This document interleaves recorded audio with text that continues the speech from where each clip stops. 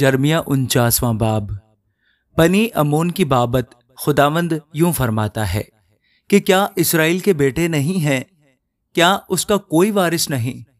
پھر ملکوم نے کیوں جد پر قبضہ کر لیا اور اس کے لوگ اس کے شہروں میں کیوں بستے ہیں؟ اس لیے دیکھ وہ دن آتے ہیں، خداوند فرماتا ہے، کہ میں بنی امون کے ربا میں لڑائی کا ہلڑ برپا کروں گا اور وہ کھنڈر ہو جائے گا اور اس کی بیٹیاں آگ سے جلائی جائیں گی۔ تب اسرائیل ان کا جو اس کے وارث بن بیٹھے تھے وارث ہوگا۔ خداوند فرماتا ہے، اے حسبون واویلا کر کہ ای برباد کی گئی، اے ربا کی بیٹیوں چلاؤ اور ٹاٹ اوڑھ کر ماتم کرو اور احاطوں میں ادھر ادھر دوڑو، کیونکہ ملکوم اسیری میں جائے گا اور اس کے کاہن اور عمرہ بھی ساتھ جائیں گے۔ تو کیوں وادیوں پر فخر کرتی ہے؟ تیری وادی سیراب ہے۔ اے برگشتہ بیٹی، تو اپنے خزانوں پر تکیہ کرتی ہے کہ کون مجھ تک آ سکتا ہے۔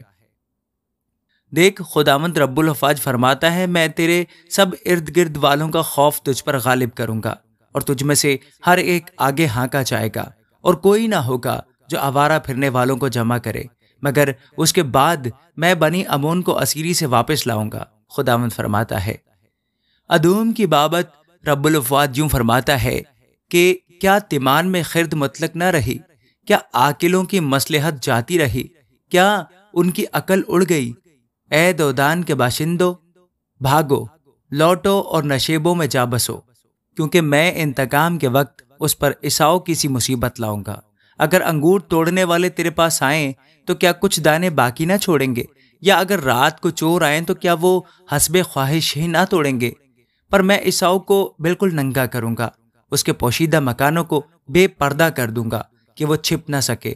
اس کی نسل اور اس کے بھائی اور اس کے پڑوسی سب نیست کیے جائیں گے اور وہ نہ رہے گا۔ تو اپنے یتیم فرزندوں کو چھوڑ، میں ان کو زندہ رکھوں گا، اور تیری بیوائیں مجھ پر توکل کریں، کیونکہ خداوند یوں فرماتا ہے کہ دیکھ، جو سزاوار نہ تھے کہ پیالہ پئیں انہوں نے خوب پیا۔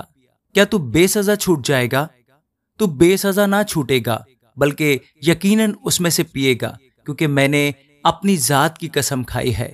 خداوند فرماتا ہے کہ بسرا جائے حیرت اور ملامت اور ویرانی اور لعنت ہوگا، اور اس کے سب شہر عبدالآباد ویران رہیں گے۔ میں نے خداوند سے ایک خبر سنی ہے، بلکہ ایک ایلچی یہ کہنے کو قوموں کے درمیان بھیجا گیا ہے کہ جمع ہو اور اس پر جا پڑو اور لڑائی کے لیے اٹھو، کیونکہ دیکھ، میں نے تجھے قوموں کے درمیان حقیر اور آدمیوں کے درمیان ذلیل کیا۔ تیری ہیبت اور تیرے دل کے غرور نے تجھے فریب دیا ہے۔ اے تو جو چٹانوں کے شگافوں میں رہتی ہے اور پہاڑوں کی چوٹیوں پر قابض ہے، اگرچہ تو عقاب کی طرح اپنا آشیانہ بلندی پر بنائے تو بھی میں وہاں سے تجھے نیچے اتاروں گا، خداوند فرماتا ہے۔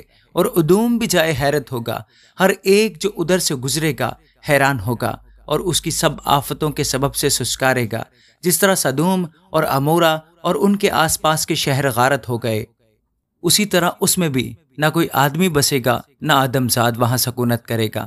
خداوند فرماتا ہے، دیکھ، وہ شیر ببر کی طرح یردن کے جنگل سے نکل کر محکم بستی پر چڑھ آئے گا، پر میں اچانک اس کو وہاں سے بھگا دوں گا اور اپنے برگزیدہ کو اس پر مقرر کروں گا، کیونکہ مجھ سا کون ہے جو میرے لیے وقت مقرر کرے، اور وہ چرواہا کون ہے جو میرے مقابل کھڑا ہو سکے؟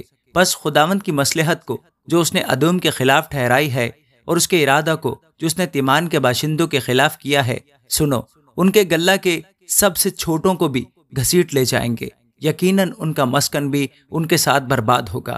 ان کے گرنے کی آواز سے زمین کانپ جائے گی، ان کے چلانے کا شور بحر کلزم تک سنائی دے گا۔ دیکھ، وہ چڑھ آئے گا اور عقاب کی طرح اڑے گا اور بسرا کے خلاف بازو پھیلائے گا، اور اس دن ادوم کے بہادروں کا دل زچہ کے دل کی مانند ہوگا۔ دمشق کی بابت حمات اور عرفاد شرمندہ ہیں، کیونکہ انہوں نے بری خبر سنی، وہ پگھل گئے۔ سمندر نے جنبش کھائی، وہ ٹھہر نہیں سکتا۔ دمشق کا زور ٹوٹ گیا، اس نے بھاگنے کے لیے منہ پھیرا اور تھر تھراہٹ نے اسے آ لیا۔ زچہ کے سے رنج و درد نے اسے آ پکڑا۔ یہ کیوں کر ہوا کہ وہ نامور شہر، میرا شادمان شہر نہیں بچا؟ سو اس کے جوان اس کے بازاروں میں گر جائیں گے اور سب جنگی مرد اس دن کاٹ ڈالے جائیں گے۔ رب الفاظ فرماتا ہے، اور میں دمشق کی شہر پناہ میں آگ بھڑکاؤں گا جو بن حدت کے محلوں کو بھسم کر دے گی، کیدار کی بابت اور حصور کی سلطنتوں کی بابت جن کو شاہ بابل نبوکدنضر نے شکست دی۔ خداوند یوں فرماتا ہے کہ اٹھو، کیدار پر چڑھائی کرو اور اہل مشرق کو ہلاک کرو۔ وہ ان کے خیموں اور گلوں کو لے لیں گے، ان کے پردوں اور برتنوں اور اونٹوں کو چھین لے جائیں گے، اور وہ چلا کر ان سے کہیں گے کہ چاروں طرف خوف ہے، بھاگو، دور نکل جاؤ، نشیب میں بسو، اے حصور کے باشندو۔